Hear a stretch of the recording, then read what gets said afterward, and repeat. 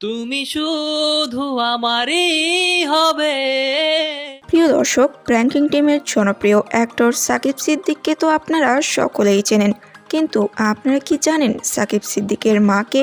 যদি না জেনে থাকেন তাহলে আজকের এই ভিডিওতে আপনারা জানতে চলেছেন সাকিব সিদ্দিকের মাকে, এবং আপনারা এটাও জানতে পারবেন তার মাসিক ইনকাম কত।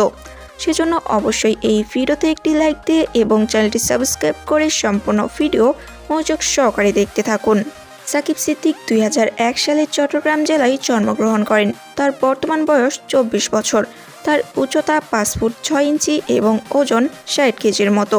জাতীয়তা বাংলাদেশি এবং তিনি ইসলাম ধর্মের অনুসারী। সাকিব সিদ্দিক প্রথমে টিকটকে ভিডিও করতেন।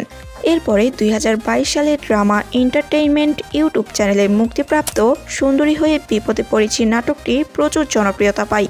এরপর স্কুল গ্যাং, নতুন বউ, বয়স 18, টাকা, দুনিয়ার গোলাম, চোরা শালিকের প্রেম সহ বিভিন্ন নাটকে কাজ করেছেন।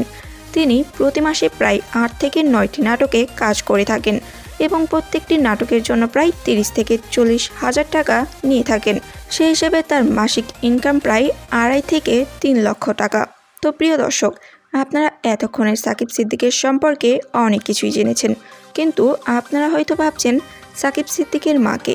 তো সাকিব সিদ্দিকের মাকে তা এখন আমি আপনাদেরকে বলে দিচ্ছি।